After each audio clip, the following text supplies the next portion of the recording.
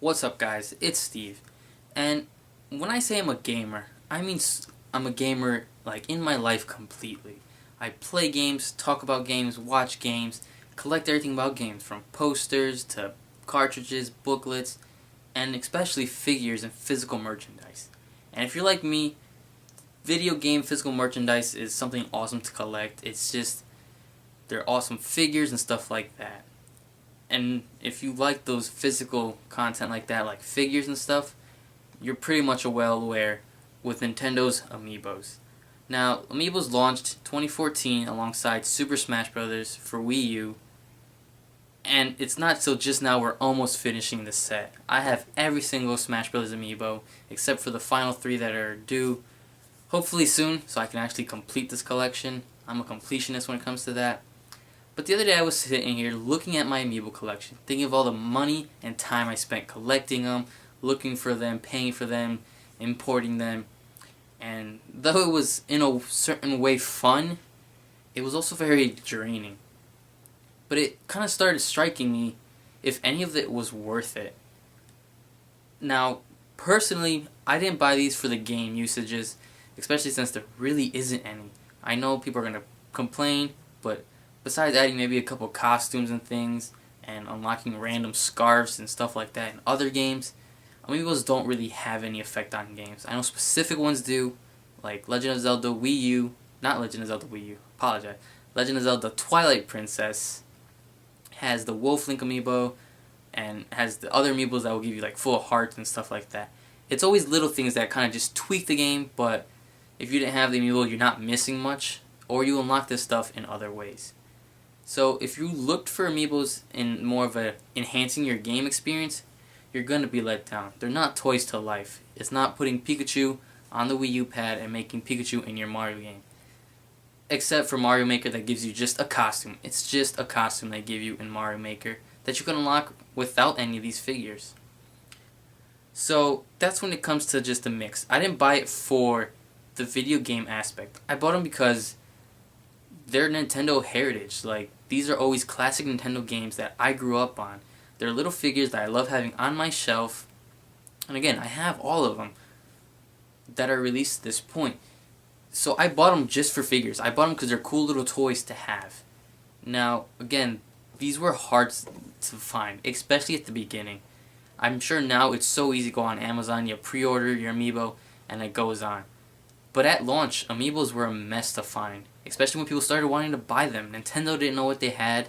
Nobody knew that Amiibos were going to be a thing. But once they started collecting and once people started buying them, that's when you got a lot of these scavengers that were selling certain Amiibos, like the Marth and Wii Fit Amiibo, that were just $30, $40, $50, $60. The most expensive Amiibo I've seen was $120 for the Gold Mario Amiibo that was like exclusive to Walmart or something like that. And I just got that one in because there was no way I was paying that much for it. When it comes to that point, I feel like yes, they were worth it in the pure collectionist kind of way. If you bought an Amiibo just to have the cool figure on your shelf, on your desk, whatever, then you knew what you were getting into. If you bought it to try to enhance your games, then you were kind of let down because they don't really do much in games. I know they do work with certain games, and I tried them out, but it's nothing that it's nothing worth talking about. It's nothing worth selling these on. I would have preferred Nintendo just to make a bigger size, bigger size Amiibo, a little bit high quality figures, and sold them that way.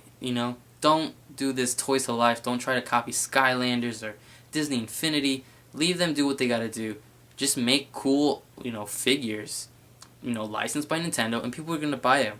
Like, these are awesome Amiibos. Like, especially the newer ones are better quality. Because if you look at that early Peach or the Link, those are pretty rough. But I mean, these new ones are always pretty cool looking. The quality isn't perfect, but I mean, come on, these are awesome to finally have official licensed Nintendo figures that are part of a collection. They match. So that's when it's hard to sit here and argue for Amiibos, if they're worth it or if they're not worth it. They're worth it if you're a collector. If you have that experience, if you had that trust with Nintendo almost, If you grew up on Nintendo, you're gonna like these because they connect you with those original, especially if you're an Earthbound fan, where there's not a lot of Earthbound merchandise. To get Ness and Lucas finally as cool figures, it's awesome. It's awesome to have. It's part of Nintendo's heritage now.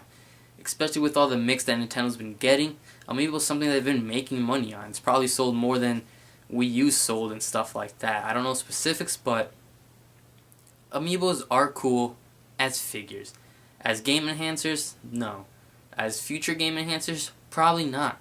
Besides little unlocking costumes or unlocking random abilities and stuff like that, the Amiibos aren't anything besides that. To me, they're nothing but figures. I don't use them in the games that do use them. I can't recall the last time I used them.